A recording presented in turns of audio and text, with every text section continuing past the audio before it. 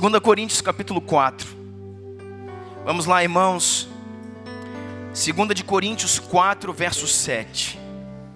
Alguns textos que estamos falando aqui, nós temos falado sobre ele há alguns dias. Falávamos na semana passada sobre Hebreus, onde diz que Deus não é com aqueles que retrocedem. Meu justo viverá pela fé. E se ele retroceder, a minha alma nele não tem prazer. Sabe, sentenças como essa têm bradado ao nosso espírito nesses dias. E hoje eu quero falar com você, começar aqui, não é disso que eu quero falar, mas eu quero trazer esse texto. Ainda que não seja nesse texto que eu vou pregar, eu quero trazer esse texto para que fique na sua memória. Paulo dizia, não me canso de falar as mesmas coisas para vós, é segurança para vós. 2 Coríntios 4, 7 diz assim: temos, porém, este tesouro em vaso de barro. Temos, porém, este tesouro em vaso de barro. Vaso de barro é você. Tesouro que o Senhor está dizendo é o Espírito Santo. Temos, porém, o Espírito Santo em nossas vidas. Temos, porém, este tesouro em vaso de barro, para que a excelência do poder seja de Deus e não de nós. Em tudo, do lado de fora, somos atribulados, porém não angustiados. Em tudo, do lado de fora, tribulação, porém do lado de dentro, não há angústia.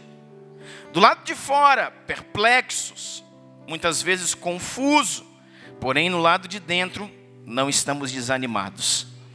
Do lado de fora, somos perseguidos, porém do lado de dentro, não estamos desamparados. Irmão, por favor, diga aleluia a Jesus, glória a Deus, isso. Pelo amor de Deus, entende o que nós estamos falando aqui nesses dias, por favor. Sabe qual é a nossa dificuldade? Lembra que falávamos no domingo passado? É a semente. Sempre é a semente. A nossa dificuldade sempre é a semente. Porque aquele que não semeia, irmãos, ele não espera a colheita. Aquele, irmãos, que não entra em lugares no mundo do Espírito, não entende o que alguém está pregando, ministrando. Porque para ele, muitas vezes, isso aqui não é uma realidade. Para eles, o texto é assim: por fora somos atribulados e dentro somos angustiados. Por fora, perplexos, por dentro estamos desanimados. Por fora somos perseguidos e por dentro estamos desamparados. E essa não é a verdade que a Bíblia diz. Quem está com a Bíblia aí? Pega a sua Bíblia na sua mão. Se você não está com a Bíblia escrita, pega a sua Bíblia digital. Tá aí? Pega a sua Bíblia na mão assim. Isso, dá um beijo nela. Pode dar, irmão. Isso, dá um abraço na sua Bíblia. Diz assim comigo: esta é, mais alto, esta é a minha Bíblia. Eu sou o que ela diz que eu sou. Eu posso o que ela diz que eu posso. Eu tenho o que ela diz que eu tenho. Eu a amo, porque por causa dela, a minha vida nunca mais será a mesma. Aplauda Jesus.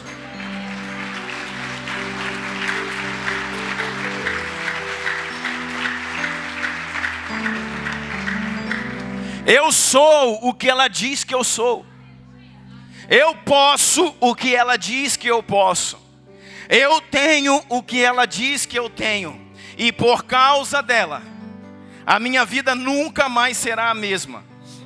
Essa é a verdade do Evangelho para você, meu irmão. E a verdade do Evangelho para você diz: em tudo do lado de fora somos atribulados, porém aqui dentro do vaso de barro há um tesouro. E por causa desse tesouro não estamos angustiados. Lá fora, perplexos, aqui dentro não desanimados. Lá fora perseguidos, porém aqui dentro não desamparados. Lá fora abatidos, porém aqui dentro não estamos destruídos. Verso 10: levando sempre no corpo o morrer de Jesus, para que também a sua vida se manifeste em nosso corpo. Levando sempre em nosso corpo o morrer de Jesus, para que também a sua vida se manifeste em nosso corpo. Porque nós que vivemos, somos sempre entregues à morte por causa de Jesus, para que também a vida de Jesus se manifeste em nossa carne mortal. Irmãos, isso é a igreja. Diz para a pessoa que está do seu lado: seja bem-vindo à igreja. Aleluia. Verso 12: de modo que em nós opera a morte, mas em vós outros opera a vida. O seu chamado, irmão, é para que você possa morrer para si mesmo, morrer para a sua razão, morrer para o seu intelecto, morrer, sabe, para a sua carapaça onde você se esconde, sair desse lugar, porque através da sua morte, querido, outros terão vida. Pastor, vou procurar uma igreja onde fala de vida, de alegria. Estranho aqui, tá meio complicado, meu. Não há alegria sem morte, irmãos. A Bíblia diz que aquele que perder a sua vida, então a achará. Aquele que encontrar a vida de Deus se estabelece nele. A semana passada, irmãos, esse texto é só para você ir guardando ele. Fala ele umas 100 vezes aqui. Na semana passada nós falamos sobre proteger o nosso campo. Falamos sobre proteger a nossa herança. Essa mensagem está no YouTube. E o nome da mensagem é protegendo a sua herança. Você pode ir lá, pegar, ler, ouvir. Ler não, né, irmão? Ouvir, compartilhar. Mas é sobre isso que eu quero continuar falando para você nesses dias. Sobre proteger a sua herança. Sobre proteger aquilo que o Senhor confiou nas suas mãos. Sobre, irmãos, romper a passividade. Romper a omissão. Romper, irmão, sabe, o espírito de boi sonso. E tomar posse. Tomar partido das coisas. Sim, irmão. Nós precisamos sair desse lugar. Já viu boi aposentado? Você vai na fazenda, tem uns nelorão, ele fica deitado assim, encostado na cerca, e só deita e observa e mastiga o dia inteiro.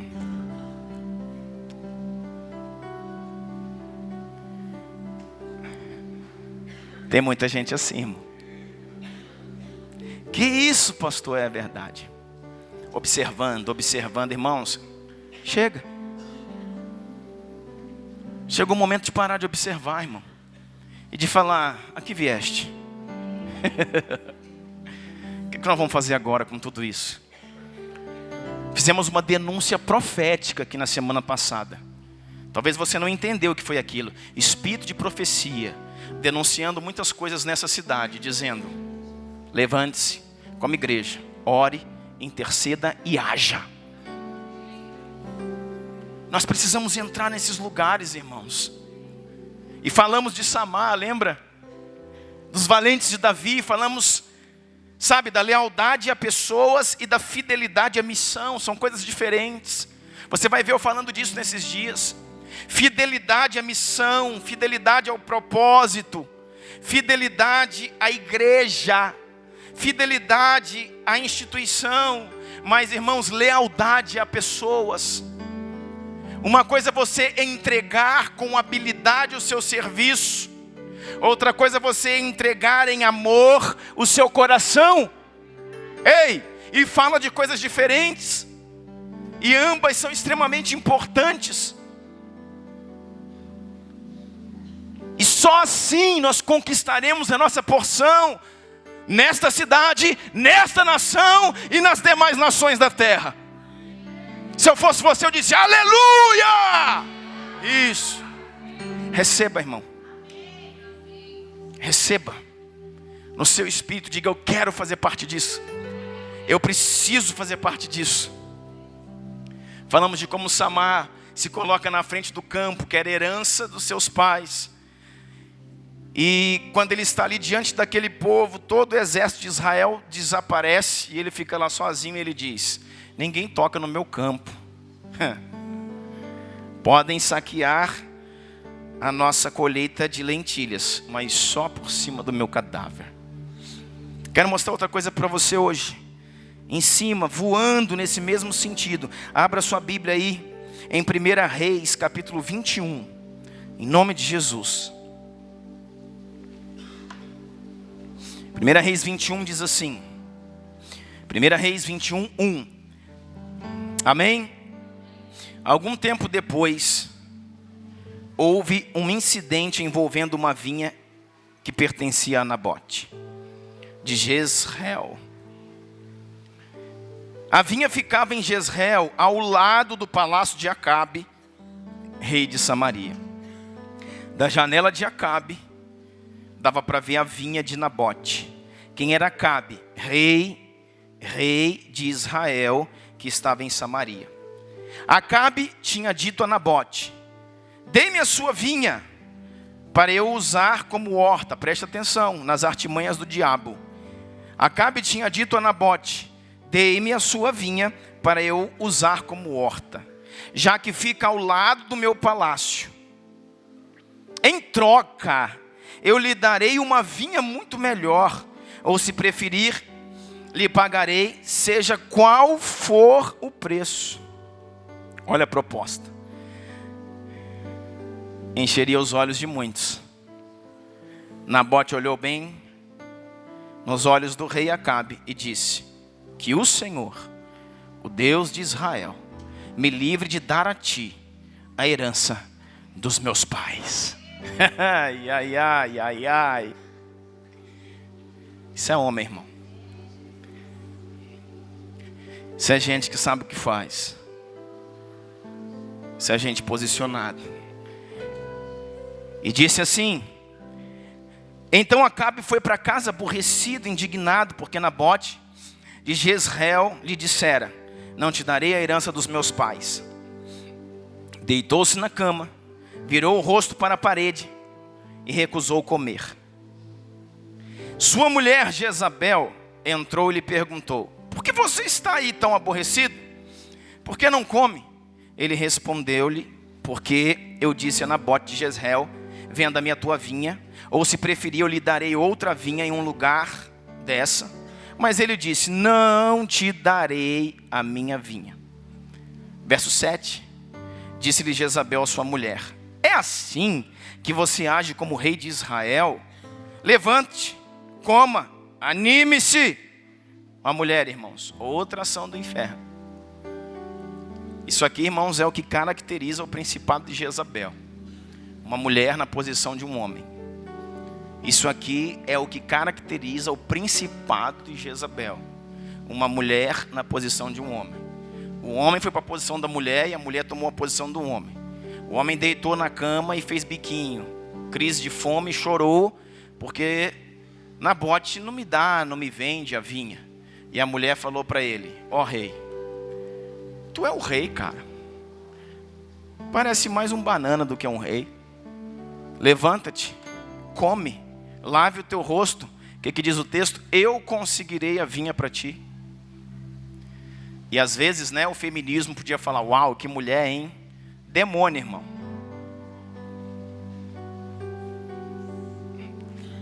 Falar a verdade, o principado de Jezabel é demônio. Eu consigo a vinha para você. E o que aconteceu?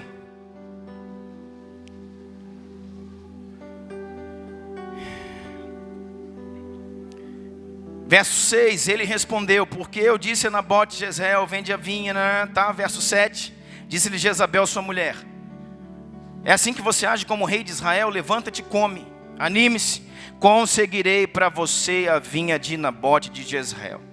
Ela vai criar, irmãos, uma situação e vai matar Nabote. Verso 14 diz assim: então mandaram informar a Jezabel: Nabote foi apedrejado e está morto. Resolveu o problema. Ou criou um problema. Diga assim comigo: existem problemas que parecem estar resolvidos, mas da forma como resolvemos, criamos um problema ainda maior.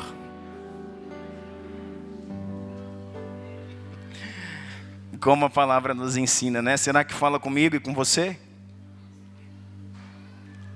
Por quê, irmãos? Porque é pelo caminho mais curto. Todo problema, irmãos, que vai pelo caminho mais curto e não pelo caminho correto. Todo problema resolvido no jeitinho, irmãos, e não na justiça, na verdade, vai dar B.O., irmão. Vai dar problema. Isso não ensina em igreja. Ensina só: levanta a mão e recebe sua bênção. Irmãos, a bênção virá pela obediência. Não é pelo tanto que você grita. Não é pelo tanto que você chora. Não é pelo tanto nem que você ora. Como assim? Porque se você orar demais e não obedecer, não resolve. Tá certo que quanto eu mais oro, o Senhor me leva a obedecê-lo. Faz sentido. Mas eu preciso obedecer ao Senhor. E ela foi lá e resolveu o problema. Passa uns versículos comigo. Vai lá embaixo nesse texto aí mesmo. E vai lá no verso 25 para você ver quem é Acabe. Verso 25 diz assim.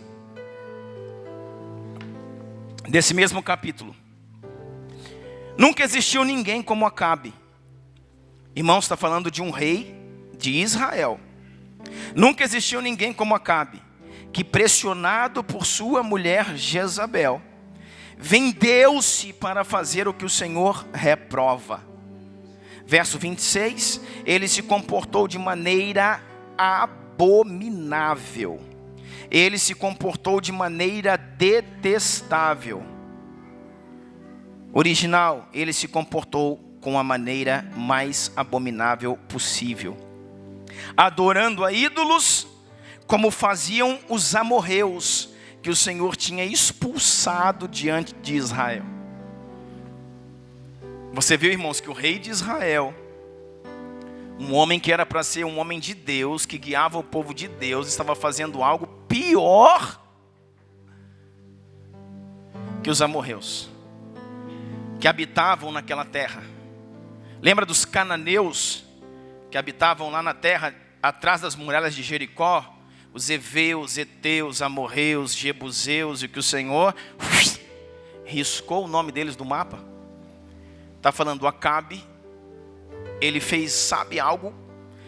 E eu não sei se você sabe, mas Acabe, irmãos, ele concorre para ser um dos piores e mais malignos reis que o povo de Deus já teve.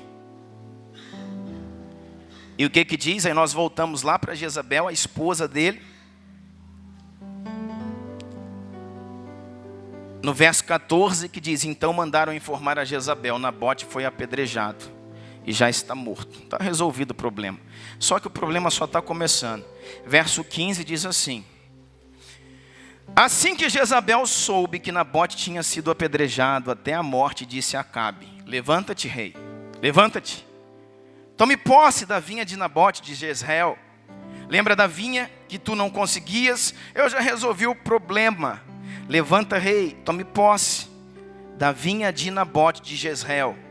Recusou vender a você. Ele não está mais vivo, ele já está morto. A mulher está falando para ele. Verso 16. Quando Acabe ouviu que Nabote estava morto, aí sabe, Acabe ficou feliz. Ouviu que Nabote estava morto, levantou-se e foi tomar posse da vinha. Diga assim: Acabe levantou e foi tomar posse da vinha. Já vimos nessa noite que toda posse ilegal atrairá esterilidade, juízo. Olha o que diz o texto. Quando Acabe ouviu que Nabote estava morto, levantou-se e foi tomar posse da vinha. Verso 17. Então a palavra do Senhor veio ao tesbita Elias.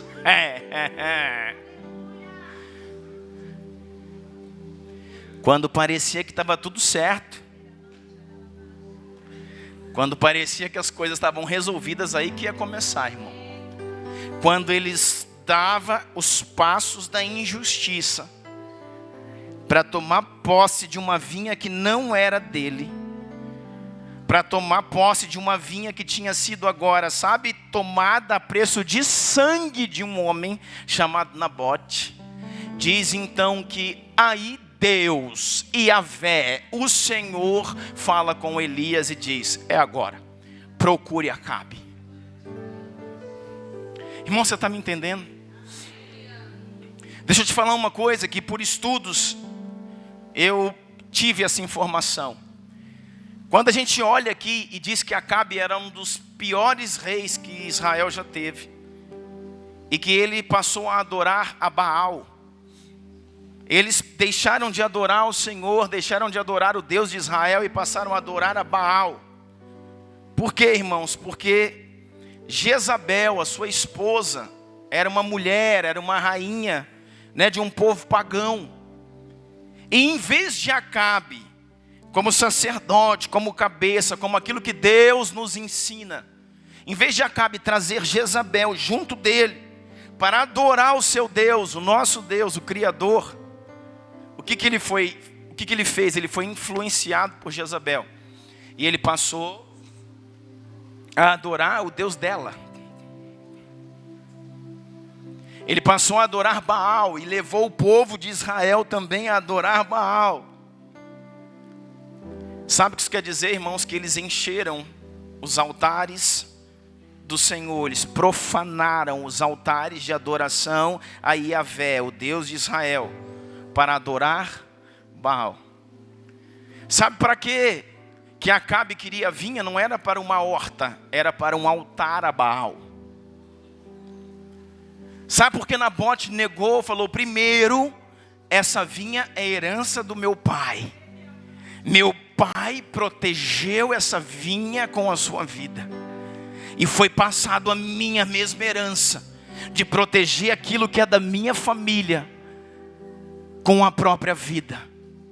Nessa vinha, ninguém toca nela, a não ser por cima do meu cadáver. Mas o rei falou: Nabote, eu te dou uma vinha muito melhor. Não.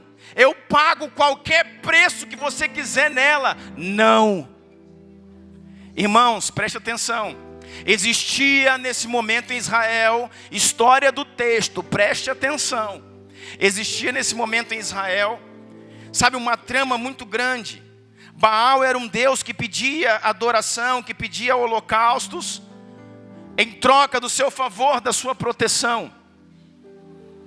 Acabe e Jezabel estavam num momento de instabilidade no trono, entendendo que parecia que qualquer momento o Deus de Israel iria intervir.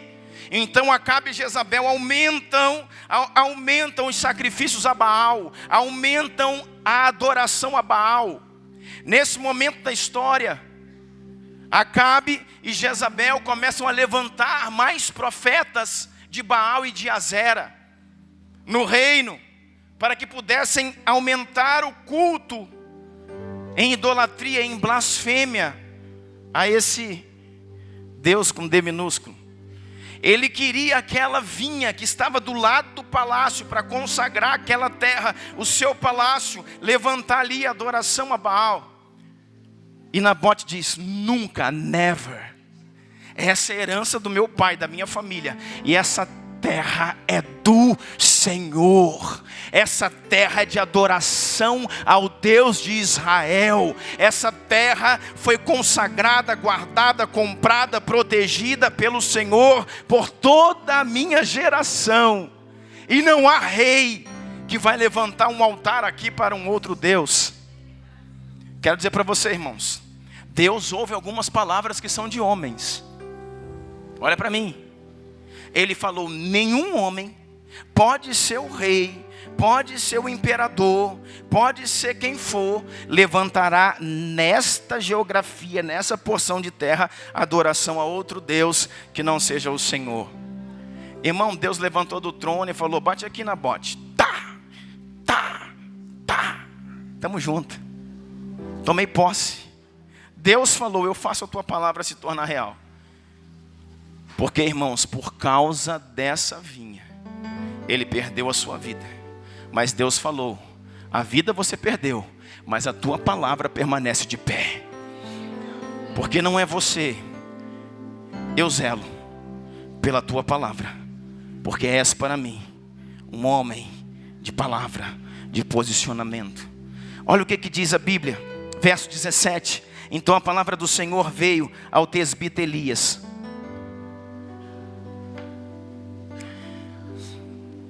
Vai encontrar-se com Acabe, rei de Israel, que reina em Samaria. Agora ele está na vinha de Nabote para tomar posse dela. Ele estava lá na vinha, irmãos. Nabote estava lá, bonitão. Foi lá na vinha tomar posse da vinha, porque mataram o dono da vinha. Acabe foi lá tomar a posse da vinha de Nabote. E enquanto ele está lá, o rei, diz a palavra do Senhor assim, 19. Elias, você vai dizer para ele, assim diz o Senhor. Você assassinou um homem e ainda se apossou da sua propriedade. E acrescente, assim diz o Senhor, no local onde os cães lamberam o sangue de Nabote, lamberão também o teu sangue. Isso mesmo, o seu sangue. Deus fala 2 vezes. Isso mesmo, o seu sangue. Vou repetir o verso 18. Nós estamos estabelecendo aqui um ensino, irmãos. Não é simplesmente informando uma história. Verso 18 diz, vá encontrar-se com Acabe. Ele é rei de Israel e reina em Samaria. Agora, nesse momento, ele está na vinha que era de Nabote para tomar posse da vinha de Nabote. Encontre ele na vinha. Diga assim comigo, toda posse ilegal atrairá um juízo de Deus. Ele está na vinha de Nabote para tomar posse dela. O que o Senhor está fazendo? Se levantando. Aí o verso 19, Elias vai até Acabe e diz, você assassinou um homem e ainda se apossou da sua propriedade.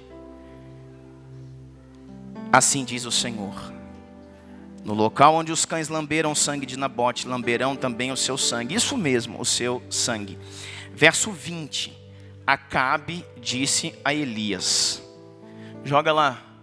Acabe disse a Elias, então você me encontrou? Está entendendo, irmão? Acabe disse a Elias, então você me encontrou, meu inimigo? E ele respondeu, sim, eu o encontrei, porque você se vendeu para fazer o que o Senhor reprova. Gente, olha para mim. Você me encontrou? Quem está sendo encontrado é porque estava, diga comigo, escondido.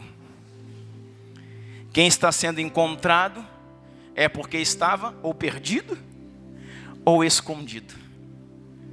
Quando Elias aparece para ele e diz, Acabe, bom dia. Acabe olhou para Elias e já tremeu, falou, o profeta, ele me encontrou. Sabe qual é o pensamento de Acabe, irmãos? Quanto tempo eu fugi de você? Quanto tempo eu procurei, enviei o meu exército para que pudesse te matar, porque essa era a verdade desse texto. A cabeça, irmãos, de Elias estava a prêmio. A guarda toda de Israel procurava Elias para matá-lo, porque Jezabel fazia isso, decapitava os profetas. A cabeça de Elias estava a prêmio. Só que o exército de Elias, o exército de Acabe, não encontrou Elias, mas Elias encontrou Acabe, desprotegido, e falou, e aí Acabe, bom dia. Isso aonde? Na vinha de Nabote. Aí quando Acabe olha para aquele homem e diz, como eu te procurei, sem querer te encontrar.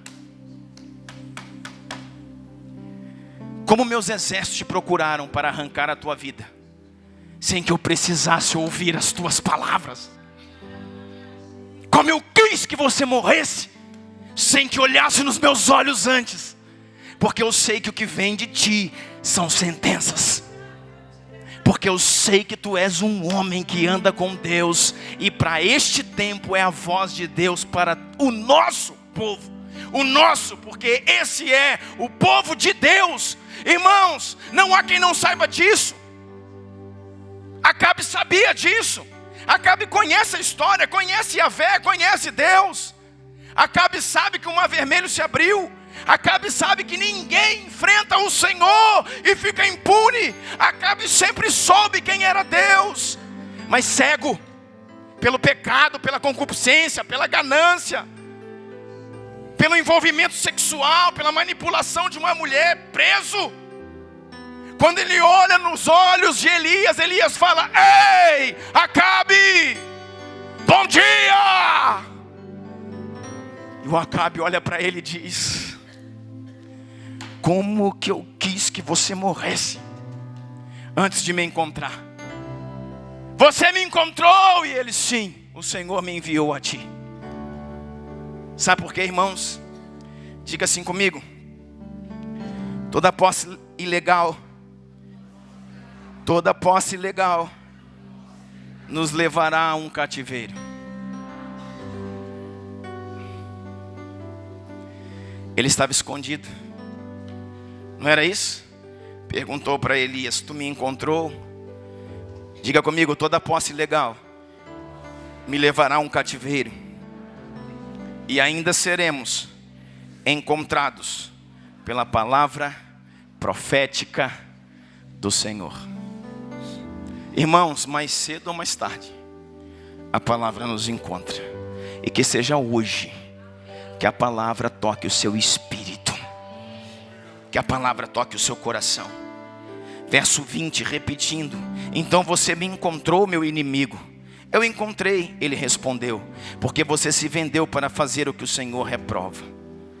Verso 21, e ele diz: vou trazer juízo sobre você, devorarei os seus descendentes, eliminarei da sua família todos do sexo masculino em Israel, sejam escravos ou livres. Farei a sua família o que fez a Jeroboão, filho de Nebate, e a Baasa, filho de Aias, pois você provocou a minha ira e fez Israel pecar. Irmãos, que texto. Aqui é Deus falando por Elias, falando: agora o juízo de Deus te encontrou, porque você provocou a minha ira. Sabe o que provocou a ira de Deus? Não foi somente a idolatria, não foi somente os altares de Baal levantados, não foi somente a ligação dele com Jezabel. O que foi, irmãos, o ponto-chave para que Deus levantasse foi o sangue de Nabote sobre a terra que é santa. Quando o sangue de Nabote defendendo a vinha. Irmãos, pensa Nabote, junto com a esposa, junto com os filhos, e agora sim uma comitiva bate ali, e eles sabem, é a comitiva de Jezabel, a rainha. E ele sabia que viriam para tomar a vinha. Pensa um homem, irmãos, eu penso nisso, irmão. Um homem olhando para a sua esposa e despedindo dela, para os seus filhos e dizendo: filhos, chegou o meu momento. Vieram tomar aquilo que é nosso, e o pai não vai entregar. Eu vou lutar até o meu último suspiro por aquilo que o Senhor nos confiou. Talvez vocês possam assistir o pai morrer diante de vocês, mas se for preciso, morram também.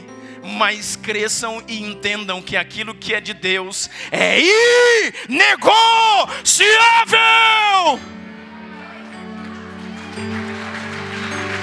Entendam que aquilo que é de Deus é inegociável. Homens, irmãos, cresceram assim. Isso não é fantasia, não é cinema. Homens cresceram assim. Por isso o evangelho chegou aqui. Por isso você senta hoje e ouve uma palavra. Porque pessoas foram ao pó, perderam suas vidas para defender essa palavra, que hoje tão levianamente nós carregamos. que essa é a igreja de Jesus. Seja um homem de Deus. Seja uma mulher de Deus. E eu não sei, irmãos, mas talvez aquele Nabote tenha caído e morrido apedrejado diante da sua esposa, diante dos seus filhos. E o Senhor se levantou, irmão, olhou e disse: quando o sangue dele cai naquele lugar, o Senhor diz assim: Elias nem ali estava. E Elias diz: pois não. E o Senhor diz: chegou a hora. Levante-se, procure Acabe, a minha sentença é sobre ele. Sabe o que eu quero dizer para você, irmão? Que o sangue de um justo abre a ação de Deus sobre gerações.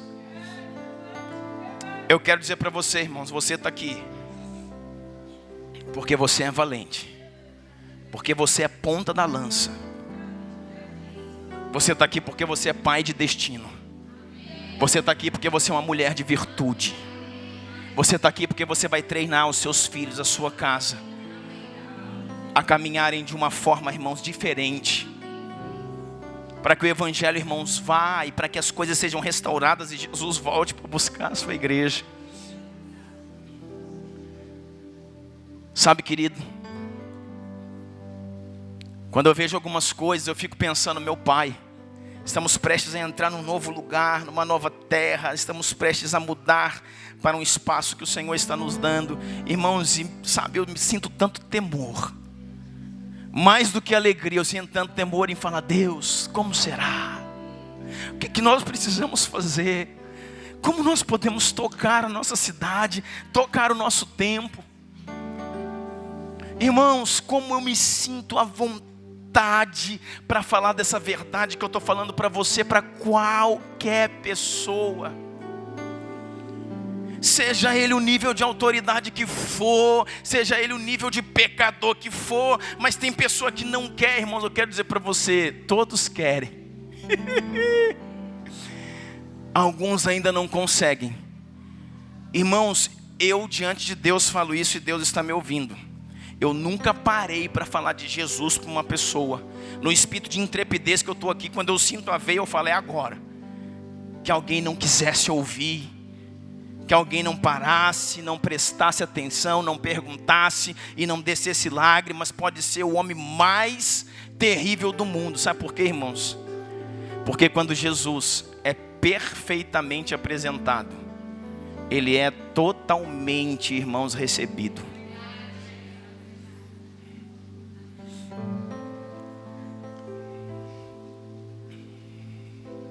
O problema é a forma como você anuncia. Não é ele. O problema não é ele, o problema sou eu.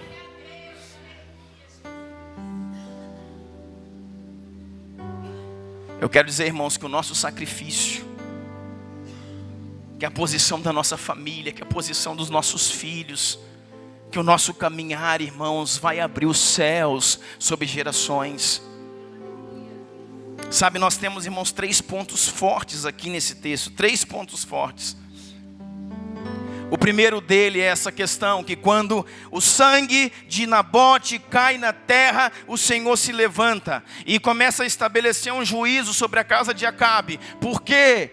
Temos dito desde o início dessa noite: toda posse, irmãos, ilegal atrairá um juízo de Deus. Não esqueça mais disso, é para nós hoje.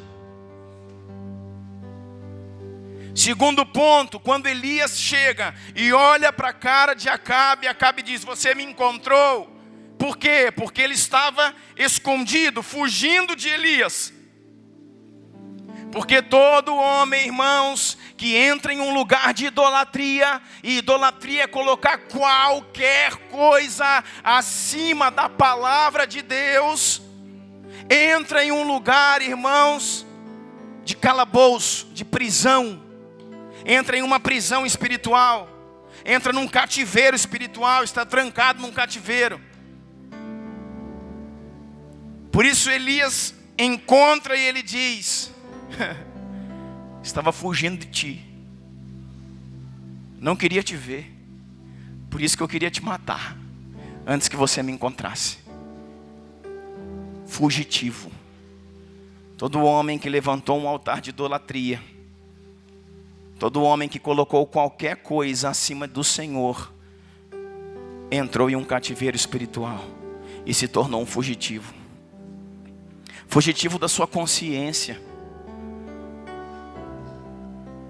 A pior coisa do mundo, irmãos, é você saber o certo e fazer o errado.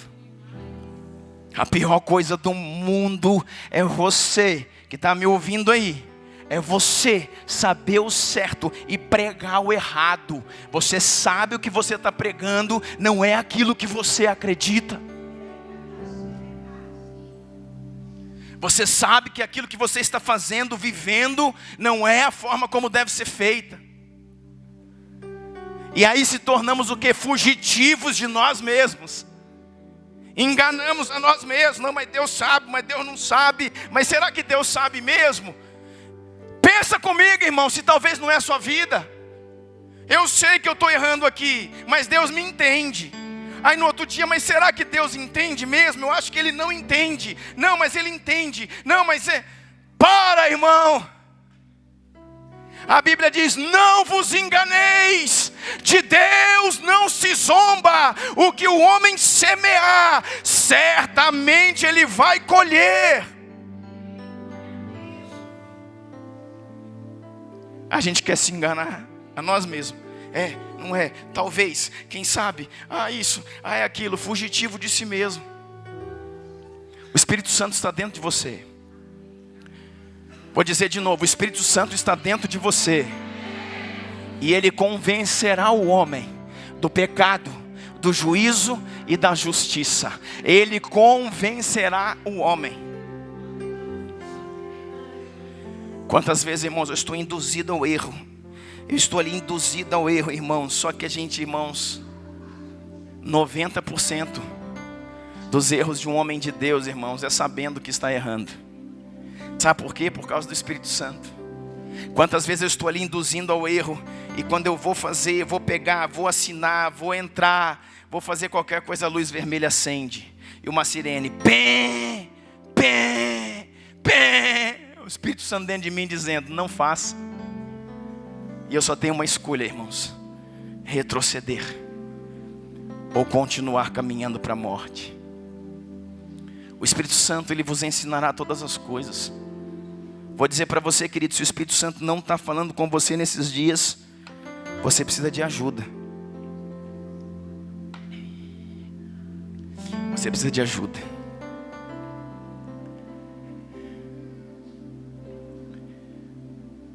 A terceira coisa que nós vemos aqui nessa mensagem: todo homem debaixo de juízo leva a sua família junto para o cativeiro. O que Elias falou para Acabe? Você levantou a minha ira, porque você fez pecar todo Israel. Todo mundo está pecando por causa do seu pecado. Quando você vê, irmãos, a palavra, o livro de Josué, e você vê Acã, que tocou nas coisas condenadas, que o Senhor pediu para que não tocasse.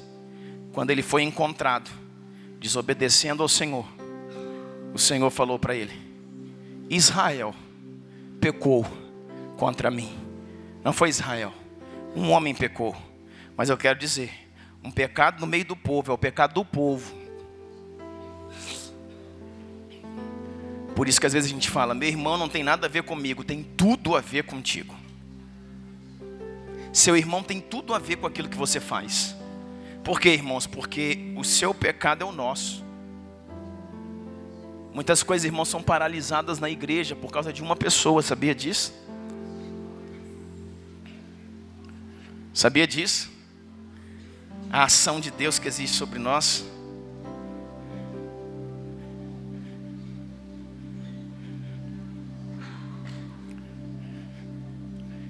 Abra comigo sua Bíblia aqui para a gente ler isso aqui e terminar.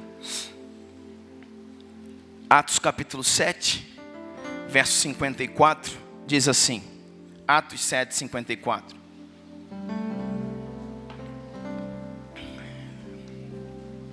Ouvindo isso, Ficavam furiosos e rangiam os dentes contra ele. Está dizendo aqui sobre Estevão. Estevão era um evangelista, um homem que pregava a palavra. Foi preso, colocado numa praça, interrogado. E diante do povo ele está ali falando de Jesus, diante das autoridades. Você lê todo o capítulo de Atos 7. Mas no verso 54 diz assim: ouvindo isso, ficaram furiosos e rangiam os dentes contra ele, contra Estevão. Mas Estevão, cheio do Espírito Santo, levantou os olhos para o céu e viu a glória de Deus, e Jesus de pé, à direita de Deus, e disse: vejo o céu aberto, e o Filho do Homem de pé, à direita de Deus. Meu Pai. Irmãos, a gente fala tanta coisa, né? Às vezes existe uma crise no coração das pessoas. É Velho Testamento, não é Novo Testamento. Isso aí não é mais assim. É outra coisa, irmãos, que muitas vezes nos enganamos. Mas aqui, falei um texto para você, um acontecido da antiga aliança. Agora na nova aliança, Atos dos apóstolos. Jesus já veio, já morreu, já ressuscitou, o Espírito Santo já desceu, é tempo de graça, o mesmo tempo de hoje, mesma aliança de hoje. Tudo que vigorava aqui é o que vigora hoje. E um homem aqui está dando a sua vida, e diz a palavra que: mas Estevão, cheio do Espírito Santo, levantou os olhos para o céu e viu a glória de Deus, e Jesus de pé, à direita de Deus, e disse: vejo os céus abertos, e o Filho do Homem de pé, à direita de Deus. Levantou-se para receber-me. Olha só. Mas eles tamparam os ouvidos, gritando bem alto. Lançaram-se todos juntos contra ele, e arrastaram-no para fora da cidade, e começaram a apedrejá-lo. Agora, irmãos, as testemunhas deixaram os seus mantos aos pés de um jovem chamado Saulo. Ai, irmão, eu amo demais a palavra de Deus. Irmãos, o que é que fala na sua vida? Será que nós vamos passar uma vida inteira ouvindo a mesma coisa e não saindo do lugar? O que fala na sua vida? Esse Saulo, irmãos, é o apóstolo Paulo. Era o menino Saulo aqui, bravo, valente. Irmãos, o povo temia, tinha mais medo de Saulo do que do diabo. Porque um homem em defesa de uma religião, ele era ruim. Ele pegava cartas contra as igrejas que estavam começando o cristianismo, os grupos que estavam começando as igrejas. Num lugar como esse, ele parava ali, não tinha carro ainda, ele vinha com o seu cavalo. E sabe o que ele fazia, irmãos? Mandava fechar a igreja, mandava uma tropa de soldados dar um couro em todo mundo que estava lá dentro, e pegava o pastor, amarrava no cavalo e saía galopando, arrastando o pastor até a morte. Que isso? Irmãos, é a história real do apóstolo do Nova Aliança.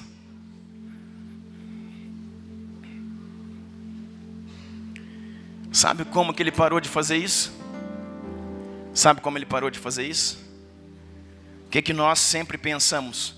Porque Jesus apareceu para ele no caminho de Damasco. Não. Esse Jesus que apareceu para ele no caminho de Damasco, ele já conhecia, da forma como ele conhecia.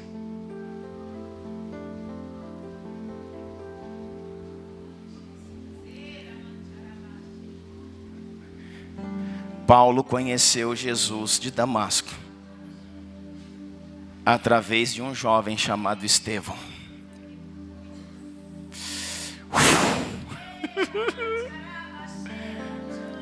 Pegaram esse homem diante de uma praça, todo mundo aqui como vocês, foi interrogado, e ele dizia assim: eu continuarei pregando o meu Jesus, evangelista.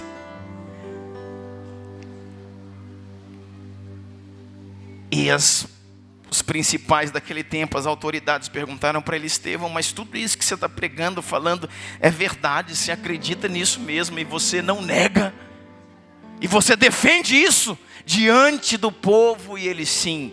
E todo o capítulo 7, nós estamos no verso 50, é Estevão pregando para o povo e dizendo: sim, sim, sim, sim, sim.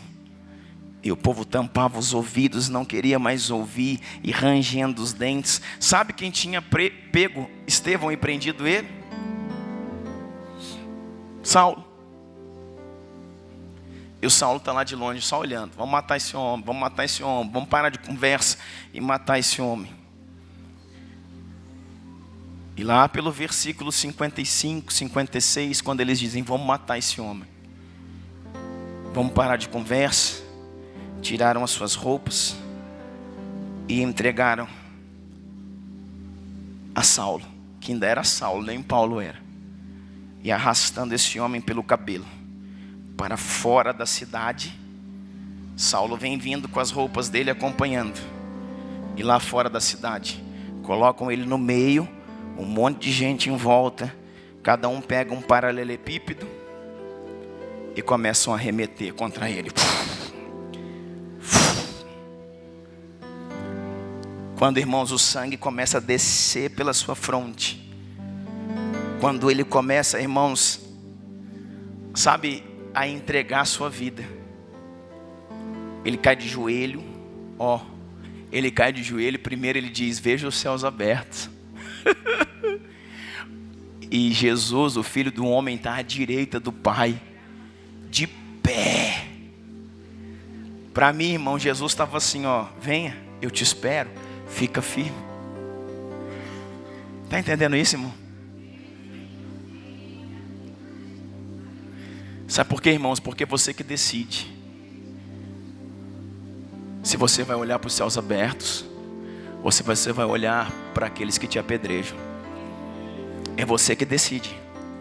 Se você quer olhar para quem te dá pedrada e responder com pedrada, ou se você quer olhar enquanto te apedrejam, você observa os céus se abrindo e o Cordeiro dizendo: vinde, amado de meu Pai. É você que decide. Mas Saulo está olhando aquilo ali e está dizendo: não pode, não é possível. E quando ele vê, irmãos, a cabeça daquele homem abrindo e o sangue descendo, Saulo ouve uma voz, e está escrito aí, ele diz assim: Pai, perdoa-os, eles não sabem o que fazem. Ah, meu Deus do céu. Você já ouviu isso alguma vez, irmão, na Bíblia? Quem falou isso? Jesus. Sabe o que acontece nesse momento? O Saulo diz: o Cristo tem um discípulo verdadeiro. Jesus tem um discípulo de verdade. Alguém que não tem o conhecimento que eu tenho, alguém que não foi criado aos pés de Gamaliel, alguém que não fala vários idiomas, alguém que não tem dupla cidadania, alguém que não tem a minha influência social, intelectual, política, econômica, mas Jesus tem um discípulo de verdade. Eu mando matar, e esse homem se entrega para morrer, dizendo exatamente o que ele disse. Como pode ser isso? Aquele homem morreu dizendo isso: Pai, perdoa-os, não sabem o que fazem. Pá! E ele morreu. Sabe o que acontece? As roupas de Estevão ficaram com Saulo, e as roupas de Estevão clamavam no coração de Saulo, dizendo: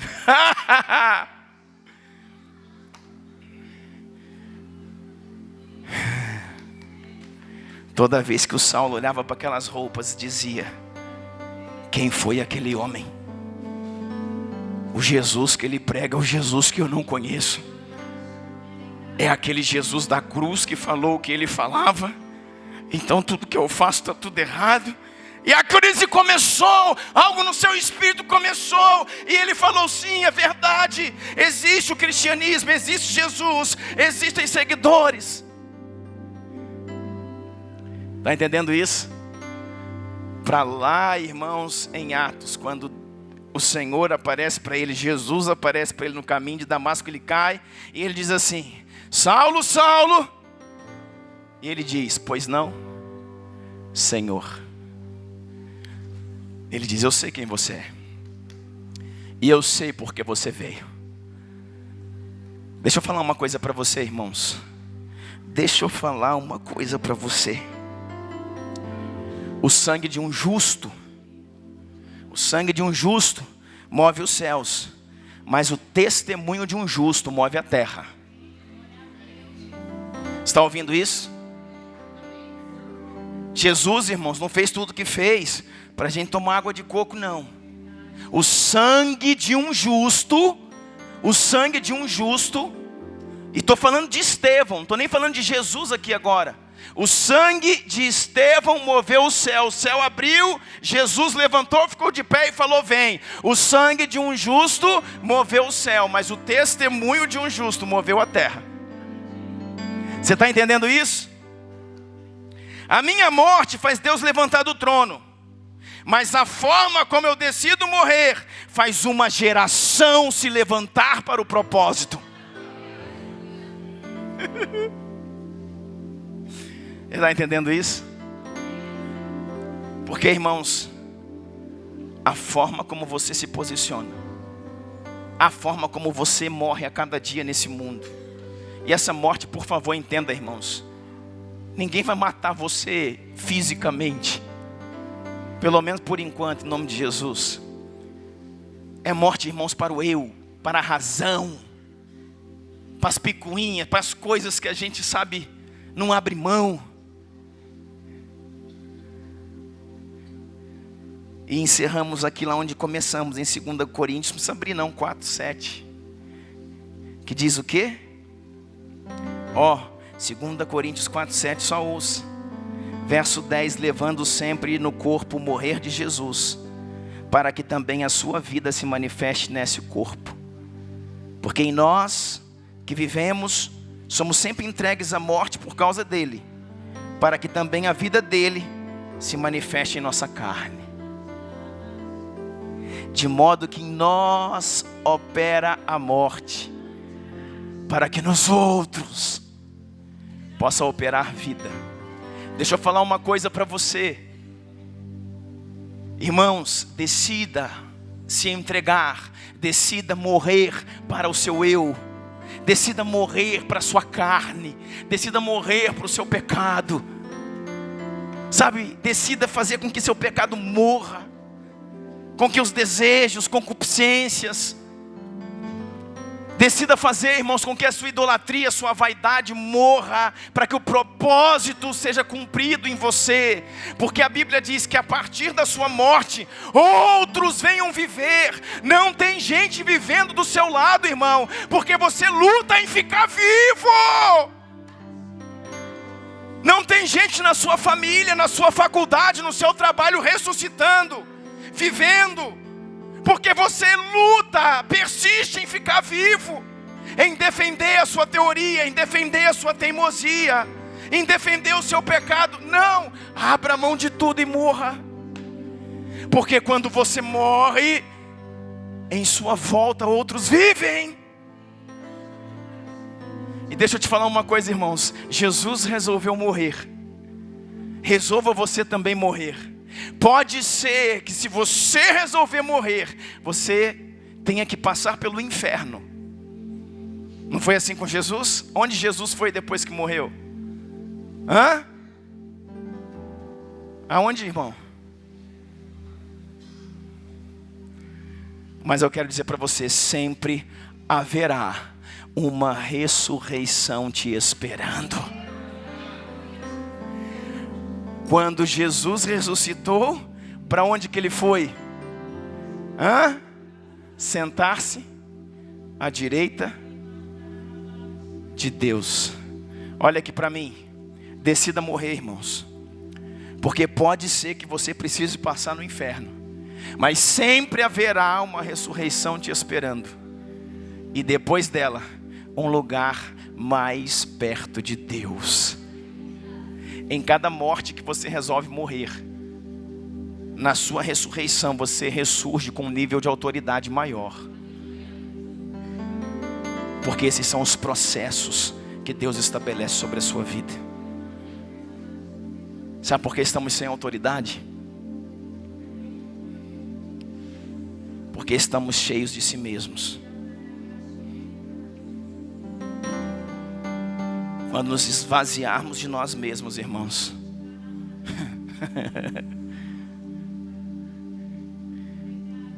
pessoas vão viver ao nosso lado. Eu quero orar com você.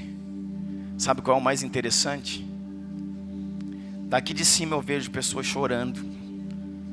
Eu vejo pessoas, irmãos, com a mão na cabeça assim, ó, tá até vermelho, desesperado. Mas eu vejo alguns rindo. Eu vejo alguns dormindo. E isso é igreja. Isso é igreja. Sabe por quê, irmãos? Porque tem muita gente aqui dentro no pecado, e amanhã continuará nele. Fato, não tenho dúvidas. Mas existem alguns que hoje estão no pecado e amanhã não estarão mais. Isso também é igreja. Eu luto por isso e trabalho por isso a minha vida inteira. Pessoas que um dia ouviram uma palavra e disseram: meu Deus, ou eu tomo jeito, ou a minha vida vai acabar. Eu preciso resolver a minha história com Deus. Eu preciso saber quem eu sou. Eu preciso me posicionar para defender a minha vinha. Ninguém vai tocar na minha herança, na minha família, nos meus filhos, no meu chamado. Ninguém vai tocar no meu caráter. Ninguém vai tocar naquilo que o Senhor me entregou. Eu lembro, irmãos, como eu disse para você, com 12 anos de idade, com 13 anos de idade, homens marcaram a minha vida. Sabe onde eu estava? Lá em Brasília, Primeira Igreja Batista Central de Brasília, pastor Vilarindo. Um senhor gordinho assim, né, de quase 70 anos. Irmãos, muitas coisas da minha vida foram balizadas naquele tempo. Com 12 anos, eu ouvia uma palavra como essa e chorava como um menino. O Espírito Santo, irmãos, movia em mim. E eu dizia: eu quero isso. Eu quero isso. Nessa época existia a salinha das crianças para essa idade, mas eu não ia. Eu não ia com 9, eu não ia com 10. Eu não queria pintar. Eu não queria, irmãos, ouvir alguma coisa. Isso não é para, sabe, coisa a ninguém. Mas era aqui que eu sentava. Tenho várias fotos. Aqui, ó, sempre era aqui que eu sentava. E podia durar 1 hora, 1 hora e meia. Eu estava sentado aqui olhando assim. E ó, e as lágrimas descendo. 12 anos. 12 anos. 13 anos. Algumas coisas da minha vida que eu sempre escondi, não guardei as 7 chaves, porque eu falei: eu não quero parecer um soberbo. O Senhor falou: eu te ordeno, é hora de você semear.